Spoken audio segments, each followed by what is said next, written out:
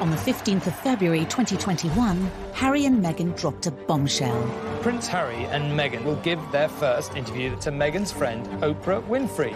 The $6 million question, though, is just how far Meghan is going to go. I don't know how they could expect that after all of this time, we would still just be silent. I expect this interview not only to reverberate through the United States and England, but to rock the establishment at its very core. With the Queen also set to address the nation, are both sides now engaged in a war of words? If they keep popping up and making public pronouncements, of course they're going to be in the media glare. The relationship between the Markles and the Windsors seemed like a fairy tale. With the interview, and now allegations of bullying by Meghan inside the palace, which she strongly denies, it appears to be over. Outsiders have struggled to do well when they enter the royal family. Ever have disagreements about things? Oh, yes. Tonight, the inside story of when Hollywood glamour and ambition took on the establishment. Meghan wanted to have a celebrity boyfriend, and she definitely got that with Prince Harry. Forget the red carpets in Hollywood. This was something else. For me, it's an added member of the family. How did a marriage made in heaven descend into a public slanging match?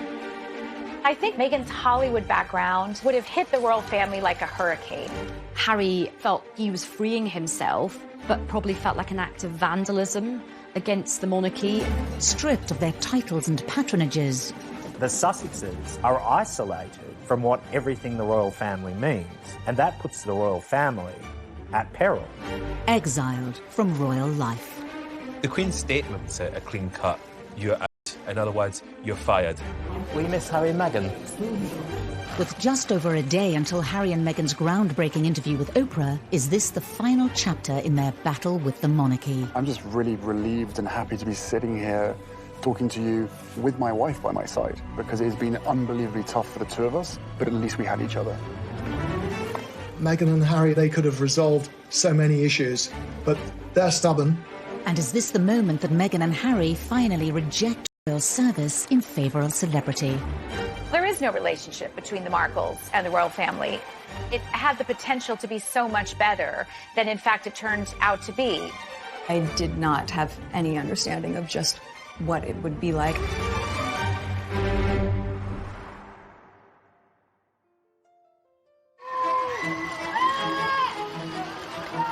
Harry new lives away from the royal family, having swapped the regal backdrop of Windsor for the luxurious Hollywood Hills, in a move that echoes Edward VIII's infamous abdication.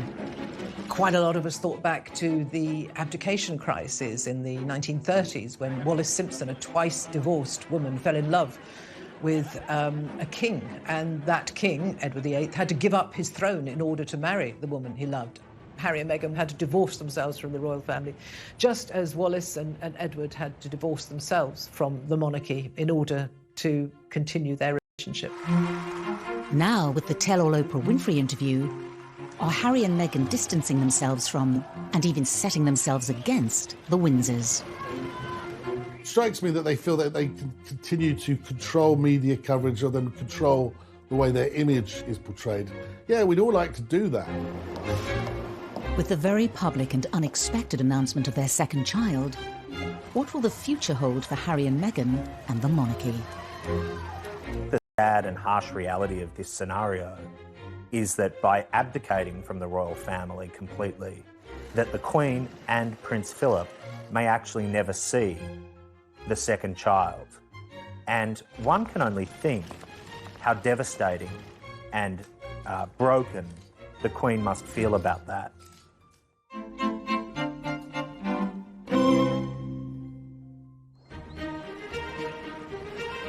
In December 2017, Meghan Markle made history as she became the first royal fiancée to spend Christmas with the Queen. Talk about a baptism of fire. Here was a rare exception being made.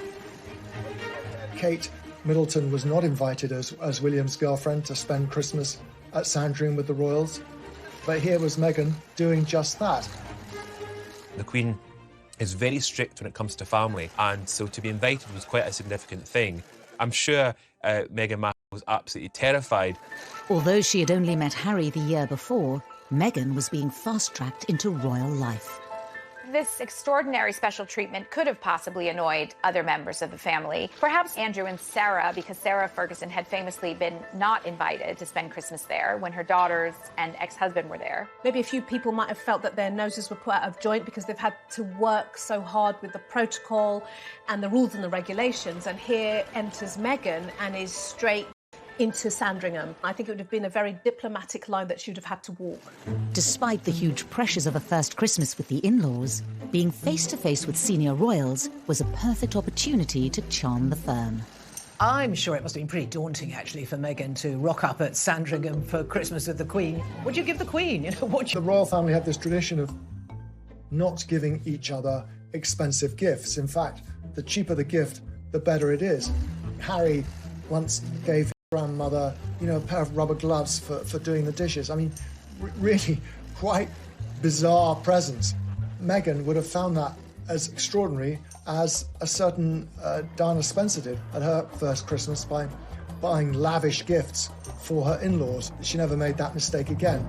Meghan played a blinder on that first Christmas. She got a toy, a singing hamster for the Queen, and apparently she loved it, and so did the corgis. Despite winning over the Queen, Meghan's first royal Christmas wasn't completely free from controversy. After the festivities, a remark from Prince Harry on live radio was said to cause tensions between Meghan and her own family. I think we've got one of the biggest families that I know of, and every family is complex as well. So, no, look, she's done an absolutely amazing job, just getting in there, and it's the family that I suppose she's never had. Harry was guest editing the Today programme on Radio 4 shortly afterwards, and he said they'd had a lot of fun at Christmas. And then he made a rather unfortunate remark. He said, I suppose it's the family she never had, meaning Meghan. Well, that went down like a lead balloon with the Markle family, obviously, and it's a remark they've never forgotten. The family Meghan was joining was a far cry from the world in which she grew up.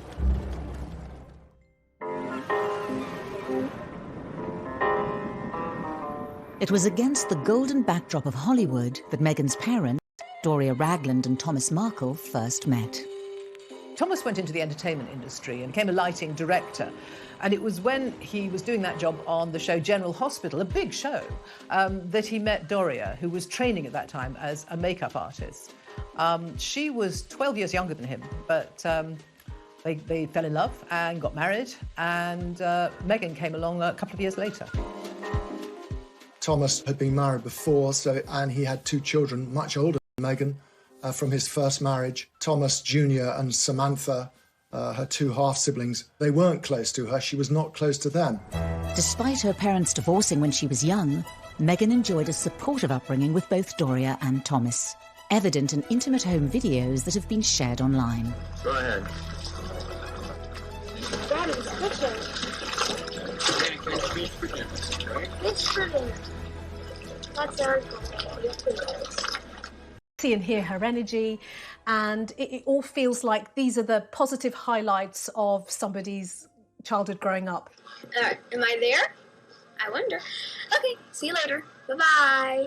Where is the little button? Okay. Alice also gives an insight into the early and possibly fractured relationship with her father. We're about 4 minutes from my dad's house. From my dad's house, you can see the Hollywood sign, but we aren't going to go there because my dad and I aren't on the best of terms. She says, we're not going there because my dad and I aren't getting along at the moment. This also gives a hint at a real relationship, and it might show the reality of some of their relationship, that perhaps it wasn't always great. Despite potential frictions, Thomas continued to be a strong presence in Meghan's life as she immersed herself in Hollywood. She hung around the studios where her father was the lighting director. It must have been really exciting, and she certainly got the bug. Her first big break came with Suits, when she got the plum role of Rachel that everybody fell in love with.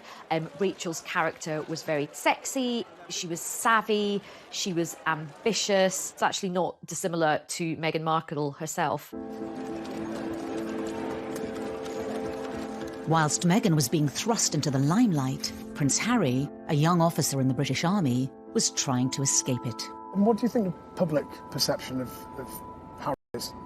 I don't know, it fluctuates. It depends on what the media want to write, I suppose. But they're two very different things, what the public think and what the media think. The British public have always had a huge amount of affection for Prince Harry, but certainly the press have had quite a love-hate relationship with him. He was seen as a bit directionless. He was seen as a bit of a party boy. He liked having a good time. Despite being labelled a party prince, as he entered his 30s, Harry proved that he still had an important role to play within his family. He created some wonderful initiatives, the Invictus Games, which was really his baby. He also worked on Heads Together, you know, taking away some of the stigma surrounding mental health and mental health issues, being very open and honest about his own struggles, which was incredibly brave. And Harry was, at that time, arguably the most popular royal. In 2016, Meghan touched down in London. The last thing she would have expected was a blind date with the fifth in line to the throne. It's a lot easier if you have a boyfriend that understands the press and understands fame. And she definitely got that with Prince Harry. You could be a more famous man in all the world than Prince Harry.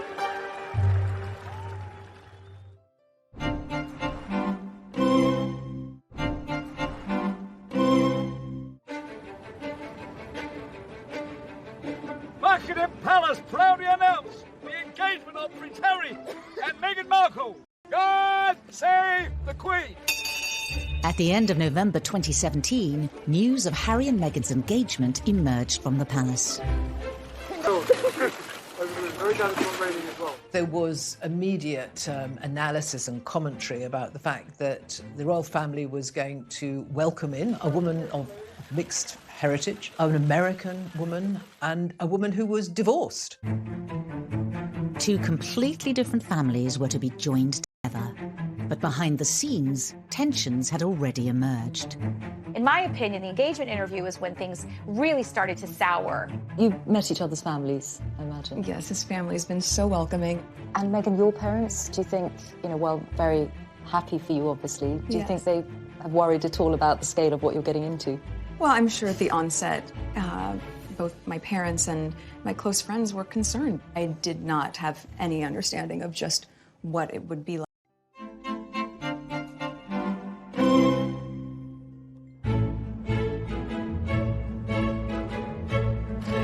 The year before their engagement announcement, Meghan had landed in the UK to promote her latest season of Suits. Lizzie Cundy spent time with Meghan as she settled into London life. Meghan and Harry were set up on a blind date by a mutual friend. They immediately clicked. Harry actually said it was like love at first sight. She was so open, and he thought she was so sweet. And they just got on like a house on fire. Oh, yay! Thank you for watching. Hi there. Hi, Meghan. I'm Gerard. Hi, Gerard. Very few people knew the couple were dating, but Meghan let her mother Doria in on the secret. Any young man wants to make a very good impression, and I don't think Harry was any different. So when they met in LA in a rather luxurious mansion, he was a bag of nerves, apparently. She rather less so. She said that the meeting was a little bit surreal. I suppose it would be. Hey, Mum, here's a prince. But it went very well, and Harry has become extremely fond of Doria. She's been a close part of their lives pretty much ever since. But Harry and Meghan didn't meet with her father, Thomas. This is one of the great what-ifs of the whole saga. Why didn't Harry go to Mexico to meet him? Why didn't Meghan take him? Why didn't Harry insist before it all blew up? I mean, the whole thing was so avoidable, and I think Harry does have to take some responsibility for that. Thomas was simply not part of these early meetings. She seemed, as she got closer and closer to Harry and a royal life, to be less and less inclined to rekindle her relationship with the Markle side of her family. For a few months, Harry and Meghan were able to keep their relationship from the outside world. But eventually, their secret got out. There weren't many that knew, only a very few friends. Then suddenly it got leaked to the press that Harry had a new girlfriend. If you haven't read any of that coverage, she's Meghan Markle. About it. And Harry knew more than anyone things were going to change. Whilst Harry was used to intense media pressure, nothing could prepare Meghan and her family for the attention that followed. After the relationship became public, there was a huge amount of interest in Meghan. Some of it was extremely negative. There were things like that that I think put a really bad taste in Harry and Meghan's mouth in terms of the underlying and even blatant racism. With the glare of the world's media now upon both the Markles and the monarchy, questions were quickly asked as to how the relationship had reached the press. When in a relationship or dating with a member of the royal family from the palace, it's not an easy thing to keep secret. Prince Harry's got his close protection and they're very discreet, but at the same time there's other people who quite enjoy, can I say, a gossip. In the case of the leak about Meghan and Harry's relationship, which Harry was said to be incandescent and furious about, was rumored to have come from someone in Prince Andrew's camp. I have no idea if that's the case, but what I can say is that there are so many leaks in the family. There were rumors about Harry's new girl, and he was madly in love, and those got out, and I don't think Harry was quite prepared for all of that when it happened. The wave of intense media attention led Harry to take a public stand against the press. An explosive public statement from Harry was the first indication that the press were now on notice. He requested the media pause and reflect before any further damage is done. The one thing the royals are meant to do is make sure that everyone is on the same page. And the fact is that the Prince of Wales was abroad on an official tour. Charles himself was only given a matter of moments to scan his son's statement. And there was a feeling that Harry had been thoughtless and that he should have consulted his father, he should have consulted his brother more, and there could have been a more measured response. With Harry and Meghan's relationship now public, the media interest was out of their control. But Meghan would need to put all that to one side as she focused on important meetings behind palace walls. Meeting your in-laws is always a bit of an ordeal, isn't it? And meeting your in-laws when one is going to be a future king, meeting Prince Charles, must have been quite tough for Meghan. A bit daunting. But she is a strong woman. She probably marched in there and just got on famously because she's a woman with lots of opinions, lots of views, and a confident woman. And those are the kind of attributes that Charles likes. Charles famously adored Meghan. That first meeting went extraordinarily well. She was welcomed as a daughter, even more so than Kate Middleton was at the very beginning. As well as charming Prince Charles, Meghan also had a very successful first meeting with the Queen. Which is an extraordinary thing for the way the Queen keeps her schedule. Meghan was warmly welcomed. You know, here she is, articulate, bright, intelligent, well-spoken, beautiful, elegant. What's not to like? Despite charming Harry's family, did Meghan soon start to resent aspects of royal protocol? The Markle way, it seemed, was not the Windsor way. Meghan's first real reality check with how royal protocol works was when she was wearing a necklace with H&M on it and then told to remove it by senior courtiers because it might encourage the press. To be told what to do must have been quite a shock. Anyone would kind of think, hang on, wait a minute, someone telling me what to wear and which jewellery to wear, excuse me. Was it an early sign Meghan wasn't prepared to toe the royal line? She likes to have the freedom to do what she wants and when she wants. She wouldn't want to be told, what to wear at any occasion. You could look at this instance and say, was that the beginning of Meghan saying, I'm not going to have people like this controlling me?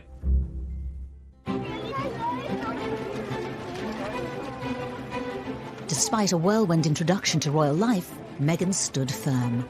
And as the final preparations for the royal wedding were put in place, Meghan's mother Doria was introduced to the establishment's key players. She was given VIP treatment. I suppose perhaps it was her first taste of being associated with royalty, being whisked through security at Heathrow Airport. She was taken first to Clarence House to meet Charles and Camilla, and I think that went very well indeed. Meeting all the royals, Kate, William, Charles, must have felt like royal speed dating. I've got to get to know everybody, I've got to form these connections really quickly.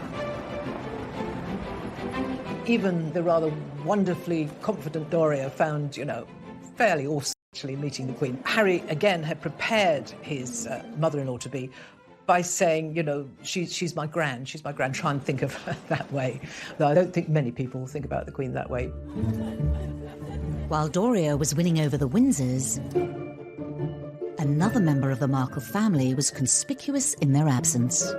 It had been planned that Thomas Markle would have flown over and that he was going to walk Meghan down the aisle as father of the bride. However, it came to light that Thomas Markle had worked with a paparazzi photographer to stage photographs of him ahead of the wedding. He was living in Mexico, surrounded by paparazzi. He tried to set up this deal with a photographer in the belief that they would then go away. Well, I'm afraid that just shows his naivety. A family that he'd let down his beloved daughter, who he used to call Princess. What we've since learned, according to members of the family, is that there was zero support from Buckingham Palace or Harry and Meghan in order to support Thomas. The stress of dealing with the press and the build-up to the big day took its toll on Thomas. Just days before the wedding, he had a heart attack and had to go to hospital. He had to have stents put in. By the time he emerged, he said that he was not able to fly because of these procedures, and he pulled out of the wedding. And this was a huge drama on the eve of a wedding. I mean, it's stressful enough marrying into the royal family, but to do it with all this scrutiny and this media frenzy and this scandal around your family, you know, the stress must have been unbearable.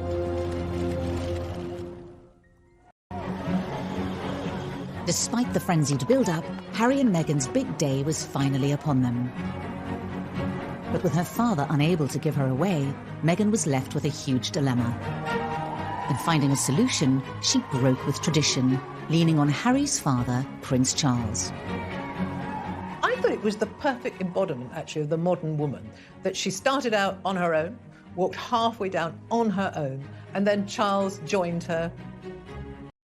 It looked right. It sort of gave us an idea of what Meghan was going to be like. It sort of declaration of independence, if you like, on her part. I don't need anyone to give me away. I'm a free person. Was Meghan's independence also evident from the wedding's exclusive A-list guests? We saw Idris Elba and George Clooney and Oprah, you know, walking in. There was this kind of like, whoa, whoa, whoa. I didn't know Meghan knew all these people. It was a star-spotting day, and she looked great. The bride looked fantastic. It was a wonderful day. I think everyone just thoroughly enjoyed it, and you just felt a sense of true welcome of this young bride into the royal fold. To the eyes of the world, Harry and Meghan's wedding had the flavour of a fairy tale. Meghan wanted it to be right. She wanted it to be perfect, but she wanted it to be done her way, not the royal way, or how the other royals had done it. Forget the red carpets in Hollywood. This was something else. But even as the signatures on the wedding licence were still drying, the Markles' wider family were beginning to make themselves heard. Everything seemed so, I don't know, magical, hunky-dory after the wedding. Then it all got a bit soured, a bit tarnished by Meghan's family. Come to an abrupt end. She was an adult, she had her own ideas, and she was going to do it her way. In the past, when royals marry royals, the organisations, the firms all work together to make sure there's no issues, where you can't have that control when you're marrying it into, can I say, normal families.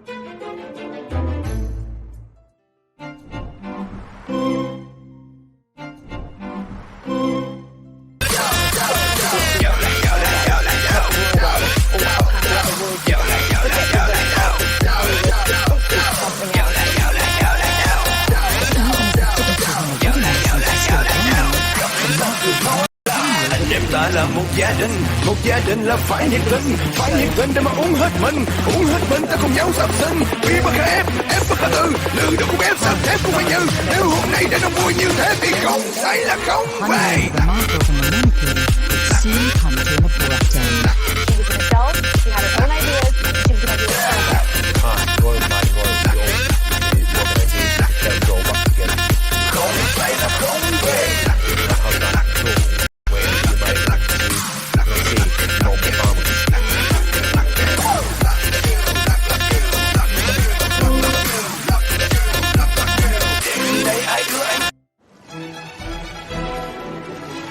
Just days after their wedding, the new Duke and Duchess of Sussex was seen at their first official engagement, a garden party at Buckingham Palace.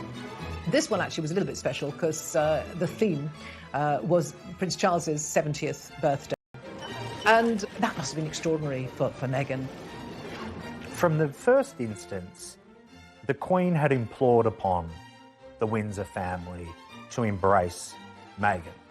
Not only because she was a person of colour and someone from an international country, but that she had this charm about her, almost this sassiness. Everything seems so, I know, magical, hunky-dory after the wedding. We've got this wonderful new mixed heritage, modern woman as part of the royal family, such a symbol of the monarchy moving with the times. And then it all got a bit soured, a bit tarnished by Meghan's family piping up again and again.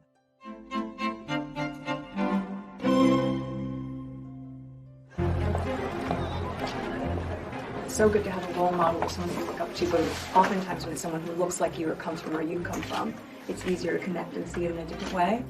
Meghan was used to cameras and publicity, but really nothing can prepare someone for entering the most famous family in the world. And I think even she admits she was taken aback by it.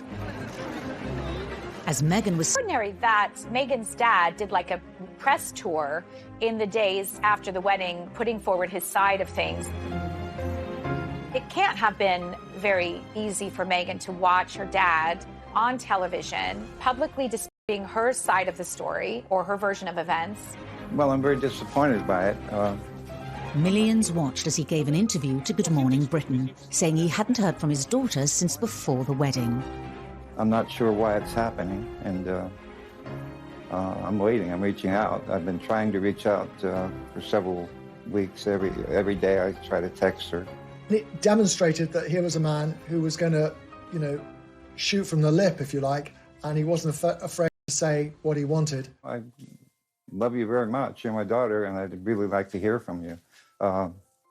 Whatever differences or problems we had, that we should be able to work them out. We're family.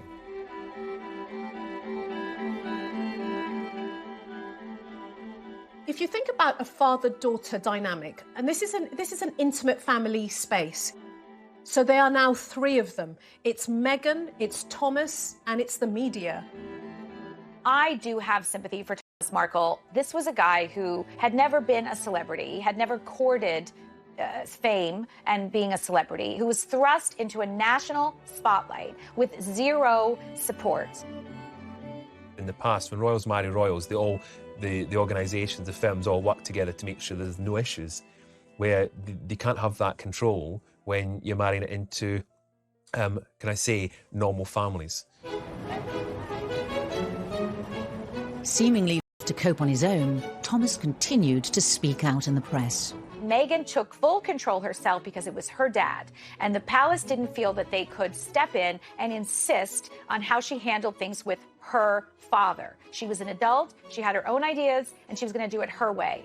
If that's the case, it was a gross miscalculation and a huge mistake. Where was any help from Harry or anybody in the royal household to give him some guidance? Was he even offered it? Did he turn it down? I don't know. As her deteriorating relationship with her father continued to play out in the press, Meghan became centre stage in the royal family. Once you're in the family firm, you are put to work, and I covered their first big tour in the autumn, which was Australia, New Zealand, Fiji and Tonga. It was relentless, but, they were the most famous couple in the world, and the world wanted to see them. I think for Meghan, it might have been a bit of a shock because these tours are quite full on.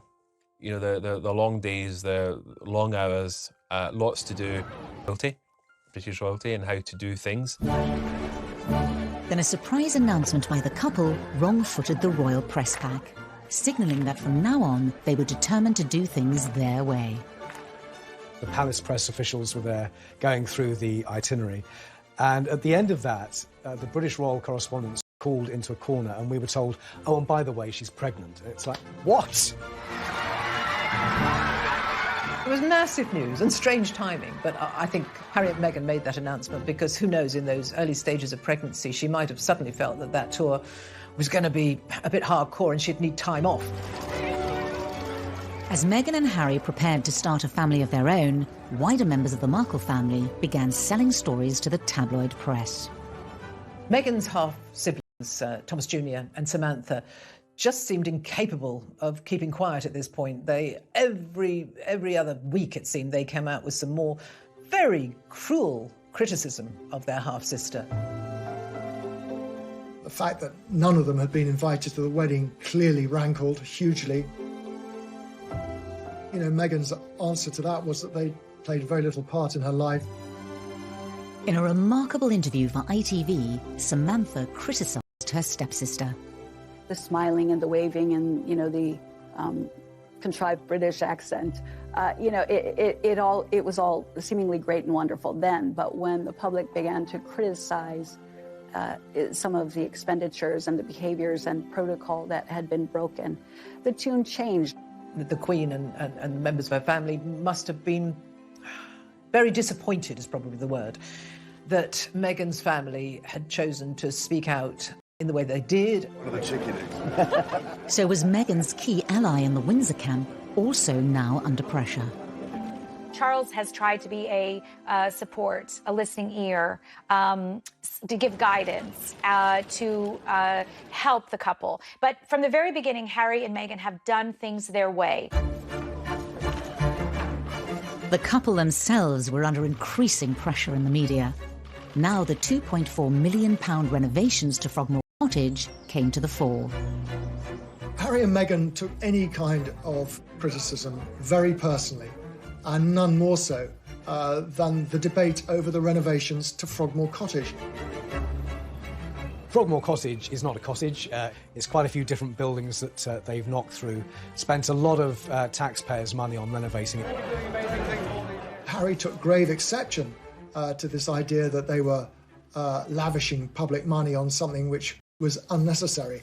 And it did feed into the narrative, as far as he was concerned, every motive and everything they did. Meghan's mother, Doria, could only watch on as her daughter struggled with the criticism and harsh media spotlight. There's no doubt in my mind from what we can see that Meghan has a really close relationship with her mother. Somebody who would always, you know, have her back, speak truth to her, and, you know, help her make the kind of choices that she needs to make. It must be difficult for any mother to see her daughter being splashed over the papers for things that she might not want to be in the papers, but ultimately you can't control the press. It's a beast of its own.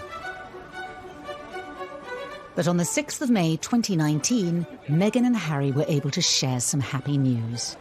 Meghan gave birth to a baby boy, Archie Harrison Mountbatten Windsor, and secured the couple's direct line to the throne. And baby are doing incredibly well. It's been the most amazing experience I could ever possibly imagine. Archie would be part of the bloodlines of a storied family with hundreds of years of history behind it. Harry and Meghan released a touching family photograph to mark Archie's monumental first meeting with the monarch. There is Doria, a black woman. There is Meghan, a biracial woman. In that picture, there's so much hope, and it does not look like the stuffy royal family that we all know. The birth of Archie was quite a moment for the Markle family, certainly. But for Doria, that must really have resonated with her. She was over here, so she was very much part of this new little family. After the birth, Meghan decided to keep her mother close by. Doria stayed on with Meghan and Harry at Frogmore Cottage, and the royals began to visit the new arrival. William and Kate went on their own without their children to visit the baby. People saw that as a snub. I don't think that was fair enough. They didn't want 3 children running around the place. He would have turned up, given his brother a hug, and they would have congratulated them. Charles took 10 days before he visited Archie. Camilla could have been in tow. He perhaps thought he was being respectful. But when her mother returned to Los Angeles, did Meghan feel alone? Doria was very supportive, but of course she had to go home. So I think Doria's absence would have hit Meghan very hard. In public, the Sussexes appeared to be content with royal life, but behind the scenes, cracks were beginning to appear. I think she did feel very misunderstood and she felt trapped. And so she decided to do something about it. And I think that she and Harry kind of fed the monarchy. They wanted an exit strategy from the royal family.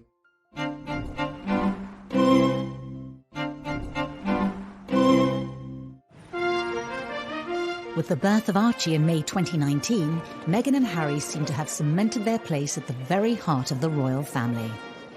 Despite ongoing battles between Meghan, her family and the press, for now, their popularity with the public remained undimmed. I think the Queen had high hopes for them being, great brand ambassadors for the royal family. Harry and Meghan made it clear they wanted to be different kind of royals. They wanted to engage more. They clearly wanted to have close links with young people. I think the Queen seized on that with alacrity. Harry and Meghan were enormously popular, and I think everyone thought this was the cementing of the future of the monarchy. There was going to be these two young couples, William and Catherine, Harry and Meghan, taking it forward.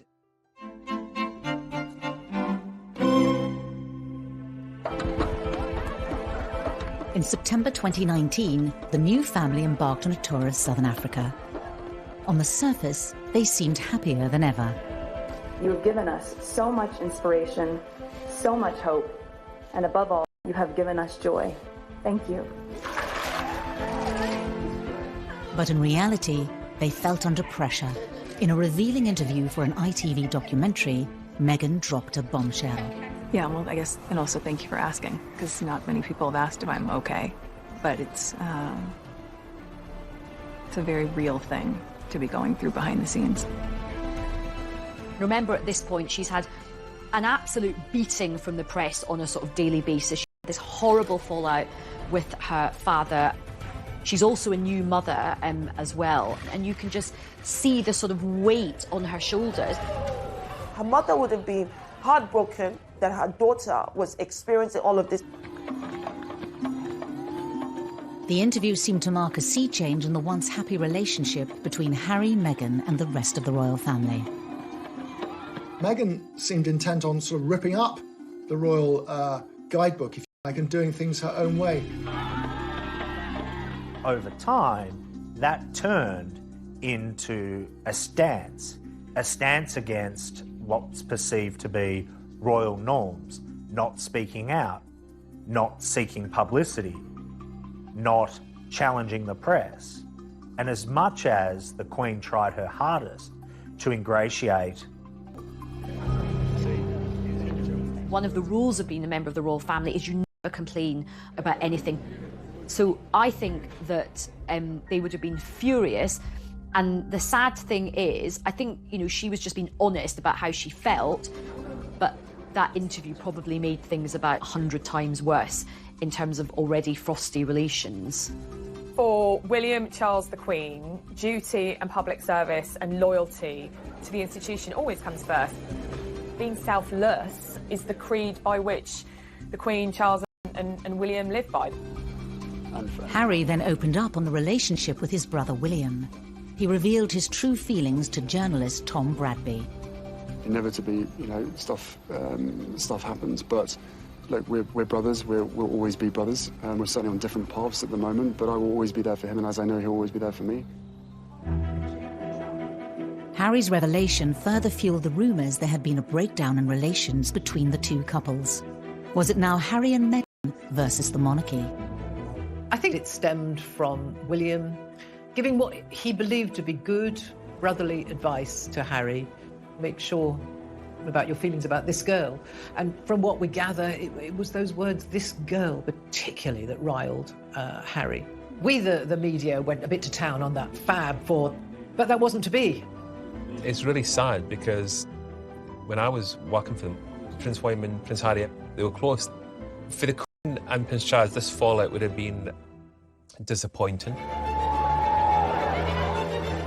Harry and Meghan were now fighting battles on multiple fronts. As the negative headlines continued to engulf them, they became increasingly frustrated with palace protocol. I think someone like Meghan, who's always been very outspoken, would have struggled very much with not being able to comment and put out her version of events. This is not what happens in Hollywood. Meghan couldn't do that as a member of the royal family, and that would have been maddening for her. Hello. Harry and Meghan's ongoing battle with the media came to a head in February 2019, when excerpts of a private letter sent from Meghan to her father were published in the British press. This letter was such a watershed moment, and I think this was the point at which, this was the straw that broke the camel's back, and they announced that they were going to fight back and that they were taking legal action against associated newspapers. Meghan believes that her privacy has been invaded, that she has the copyright over those letters, and Thomas Markle believes the opposite. And remember, he hasn't even met Prince Harry at this point, so there was a possibility that had this gone to court, the first time at Nightmare, it was very, very high stakes. A recent ruling in the case went in Meghan's favour, but there's still a possibility they could end up in court. There is one residual issue over copyright, and I think that certainly the Mail on Sunday and associated newspapers will be pushing hard to try and get that to court. In the wake of their legal action against a section of the British press, Harry and Meghan announced they were taking a 6-week break from royal duties and heading to Canada to spend Christmas with Doria. What you do sometimes psychologically for yourself is remove yourself from a situation that you find difficult and painful and put yourself in a space that you feel might be more nurturing and safe and secure. Christmas is a very, very important part in the Queen's calendar. She likes to draw her family around it. She and Prince Philip were getting older. They knew that there wouldn't be too many more Christmases, and they must have been disappointed. Christmas at Sandringham is quite a formal affair, so it must have been great for Harry and Meghan to have the informality of a Christmas in Canada. Doria could not be further away from the stuffiness of the senior members of the royal family. Although the festivities may have been relaxed, were decisions about the growing divide between Harry, Meghan and the monarchy being considered in Canada. I suspect that Meghan uses her mother a great deal as a source of wisdom and advice. I'd be astonished if during that time both she and Harry, no doubt, hadn't spoken about the fact that they actually wanted to step back as senior royals. They wanted an exit strategy from the royal family. Doria and Meghan are extremely close. She missed her mum, and she wanted Doria to be very much part of the family unit. When Harry and Meghan returned to Britain in January 2020, they made a shock announcement. In a statement released in the last few minutes, they say they intend to step back as senior members of the royal family and work to become financially independent. The royal fern had been here before. It was an electric moment in royal history. Diana had essentially left the royal family, and before her, Fergie. Edward VIII left the royal family. He abdicated. Leaving the royal family is possible, but it's messy. Initially, it was a sort of geographical split. They would be moving to Canada. They would come to Britain to do engagements when it suited them. The tabloids dubbed their decision as Megxit, and it sent shockwaves through the royal family. I actually spoke to some colleagues from the royal household, and we were all in absolute disbelief that this is himself. But for his father and brother and grandmother, it probably felt like an act of vandalism against the monarchy. They would have been both furious, but equally heartbroken as well. Away from the royal family, Meghan's supportive mother Doria treated the announcement with the utmost discretion. I think Doria has acted in the most regal way in all of this, because the royal way is to don't complain and don't explain. And that's exactly what Doria did. However, the wider members of the Markle family again talked to the press. Thomas Markle saying, oh, she dumped her own family, now she's going to dump the royal family. They suggested that this was always Meghan's intention from the off. And Samantha was an arch critic of everything she does. She thinks her sister's a phony. She thinks she's insincere. In the Windsor household, the Queen called an emergency meeting at Sandringham. Prince William was centre stage. It was an extraordinarily awkward family meeting, and there were reports that William was actually less inclined to negotiate. Sure, it must have been quite tricky. It's the first time the two brothers had been together in the same room for quite some time. The Queen, and certainly Prince William's view, was that the royal family doesn't work like that. As an institution, you've got to be around for the whole gig. You can't just pick and choose. The Queen issued a statement that outlined a transition period to allow Harry and Meghan to step back from their roles as senior members of the royal family. The Queen's statement was obviously very much from her heart, but at the same time, it was very clean cut. You know, this is how it is. You're out. It's as simple as that. Preparations for their new life could begin. But what would become of the broken union between Harry, Meghan and the monarchy? Meghan and Harry seem to live by the beach, you know, do yoga. It's a very different life to the Windsors, and I don't think Harry will ever be able to go back to that life. And how would life stateside affect the dynamic between the two families?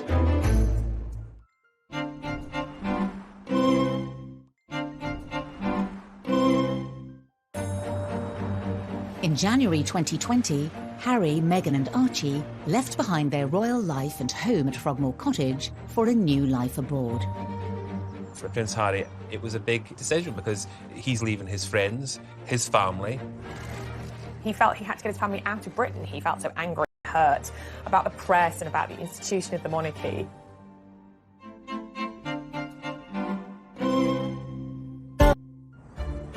Barbara in California, a familiar glitzy surrounding for Meghan. Meghan and Harry live in Montecito, which is a very posh, fancy enclave. I happened to live there for 4 years. It's very private. We know that Oprah is a neighbor, Katy Perry and Orlando Bloom. They all live nearby. Montecito residents are very protective of their own. They won't talk about Harry and Meghan much to the press, and I should know because I've tried. She wanted to be around the place she knew. Meghan didn't know hardly anyone here in the UK, and it can be a very lonely place in the palace. She didn't want that life. She wanted to be free. So I do feel Meghan had that influence over Harry to say, look, I'm not happy with this, and I'm going to the States. That's what Meghan wanted, and that's what Meghan got. They reportedly bought after a brief stay in Canada, Meghan and Harry settled in Santa Barbara in California. 1, 2, 3, let's go to the party now. 1, 2, 3, girls go round and round. 1, 2, 3, DJ, let's get some loud. 1, 2, 3, hey friends, let's join the sound. Drink up and drink it up. We can say never give up. Drink it up and drink it up. You drink it up, we drink it up. Shake your sucking drains up. Shake your sucking drains up. Shake your sucking, shake your sucking drains up. She wanted to be around the place she knew. They didn't know hardly anyone here in the UK. And it can be a very lonely place in the palace. She didn't want that life. She wanted to go in. So I do feel Meghan had that influence over Harry to say, look, I'm not happy with this, and I'm going to the States.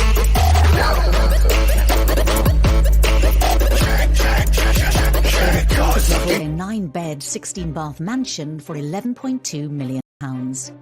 They've seamlessly slipped into the Californian lifestyle, a million miles away from the Windsors' world. Their friends are not going to be members of the aristocracy with wonderful estates in Scotland to shoot grouse on, but Hollywood and a celebrity culture. Oprah Winfrey's a friend of Meghan and Meghan's mother. They're friends with the Clooneys. They're making connections all over Tinseltown. Harry and Meghan have been spotted at the beach cycling with Archie in tow. They have a wonderful lifestyle in California in the sunshine, and I can't imagine Meghan ever wishes to be back in rainy Windsor. But you do wonder sometimes what Harry thinks of all of this, and is he in fact missing his old life? Meghan and Harry seem to live by the beach, you know, do yoga. It's a very different life to the Windsors. What tore Harry from the British people was Meghan Markle, the decision to move to Los Angeles. Meghan never lost that desire. was what she wanted. The move has only deepened the divide between Harry and Meghan and the monarchy. Meghan's mother Doria is now just a 90-minute drive away, a stark contrast to over 5,000 miles from the Windsors. Harry loves Charles. You know, they clearly have a strong bond, and now they are literally not as close as they used to be. I think they are staying in touch over Skype and Zoom, but it's not the same, is it? I'm sure it pains Charles that he will not have an active role in the upbringing of Archie. Harry seems to have an absolutely brilliant relationship with Doria. There's no doubt that Meghan and Doria are closer geographically, physically, and perhaps emotionally as well than they ever have been. Doria apparently enjoys feeding wee Archie organic food, and she's also a trained yoga instructor as well. So I have these visions of them doing baby yoga together. So I think he's definitely a very cool, hippie Californian baby. But could Harry and Meghan's plan to build their brand and become financially independent from the Windsors push the families even further apart? They recently released a promotional video for their podcast with Spotify, which reportedly looks set to bring them in around £30 million. We created virtual audio to make sure that we can elevate voices that maybe aren't being heard and hear people's stories. And the biggest part of this is trying to create this community of where you can share. Their biggest and perhaps most lucrative signing is with Netflix, rumoured to be worth over £100 million. But will the inevitable publicity from their deals be seen as a step too far by the firm? Effectively, the money that they are being paid is because of their platform as royalty, as members of the royal family. And that's quite tricky. People always want the most compulsive viewing and the things that are going to command the most column inches, and effectively that then translates into dollars. Are those personal and intimate revelations? So I think that will be a very tricky tightrope for the couple to walk. They've created a new standard, and that is one to exploit themselves for profit. Meghan is creating a new form of celebrity for herself by securing deals with media conglomerates in the tens and hundreds of millions of dollars, sets her on a path to unparalleled stardom. Let's not be surprised if you see her return to acting. This here, right there, is the house from the Fresh Prince of Bel-Air. However, in February 2021, it was Harry, not Meghan, who took centre stage on CBS. It's 17 minutes skit with James Corden. It is really fun.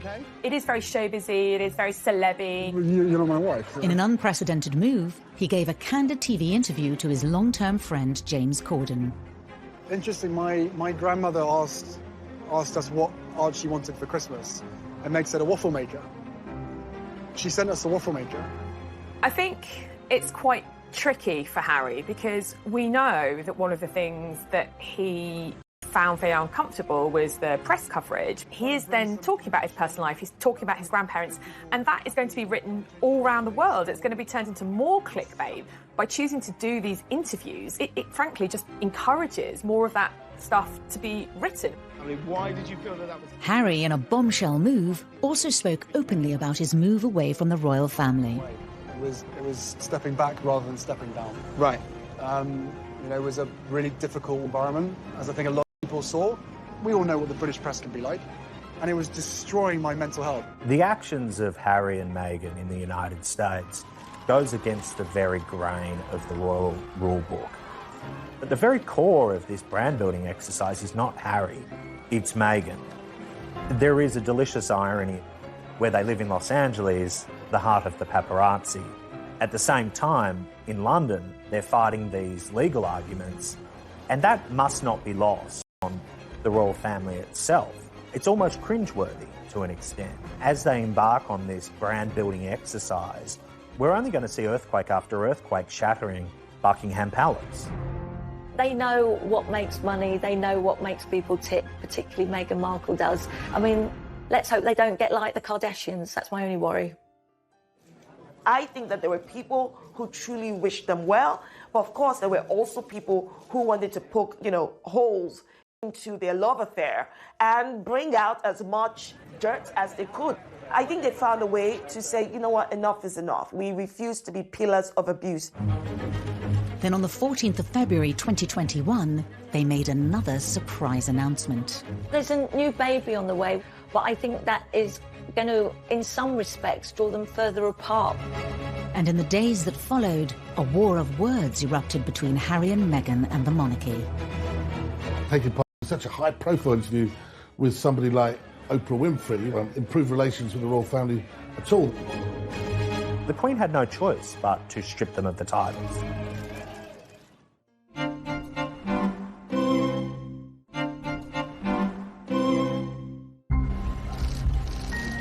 On Valentine's Day 2021, Meghan and Harry announced their second pregnancy to the world. New baby on the way, which is amazing news. But I think that is going to, in some respects, draw them further apart. They're going to spend most of their time in the US and they want to make their life there. The chances of the newborn reaching England in the foreseeable future is next to zero. And one must sympathise with the Queen. That's disheartening and heartbreaking. Increasingly, one wonders how much influence the royal family will even have. The royals are going to become distant relatives, I suspect.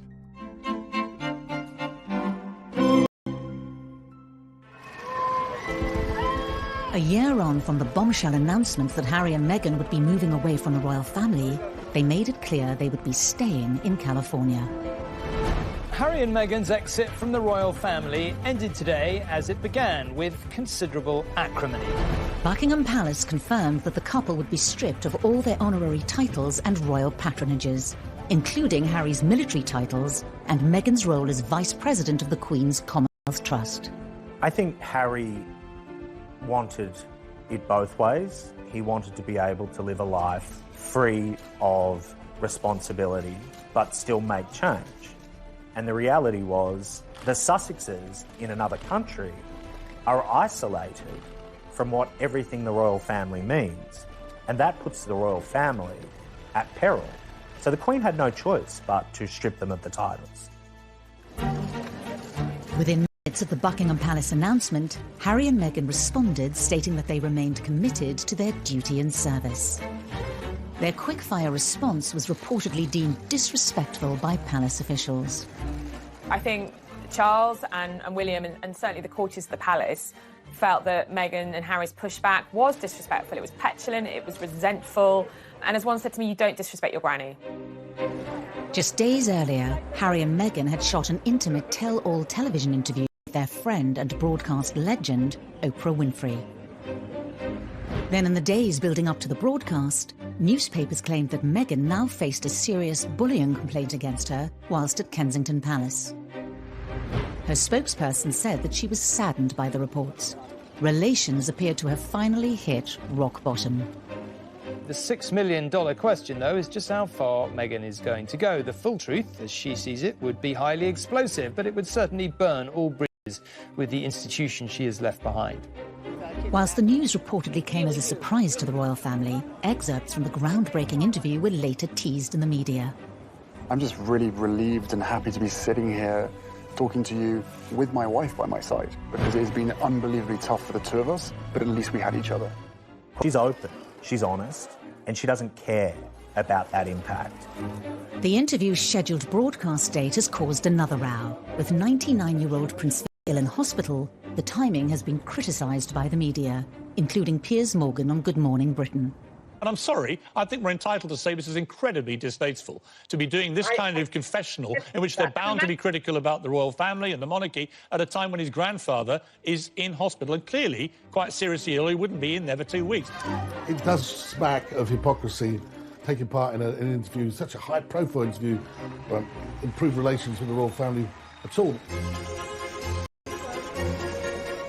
In the days leading up to the broadcast, new revelations from the interview exposed the increasingly bitter war between Meghan and the monarchy.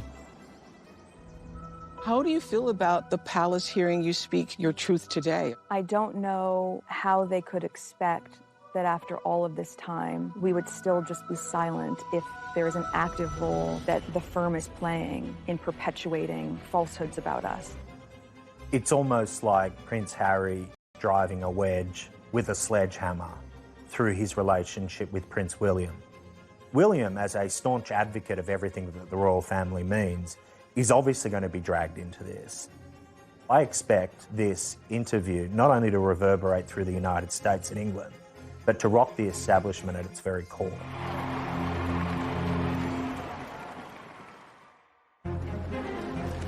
Could Harry and Meghan's fallout with the monarchy leave its mark for decades to come? It's like a war. I don't believe Harry would be outside the royal family except for marrying Meghan Markle. They've lost a critical component of what the royal family represented. The British people had an affinity with Harry. Now, to divorce himself from that family really is an abandonment of what he was born into. What began as a breath of fresh air cascaded into a series of family conflicts, controversies and trouble for Harry and Meghan and the monarchy. These are family stories that are complicated, run deep. If people feel very hurt and betrayed and they feel that this relationship is broken beyond repair, then that might be the reality. But Harry and William, they've reached a bad place in their relationship, and one can only hope that they build bridges going forward, because the only losers in all this will be them.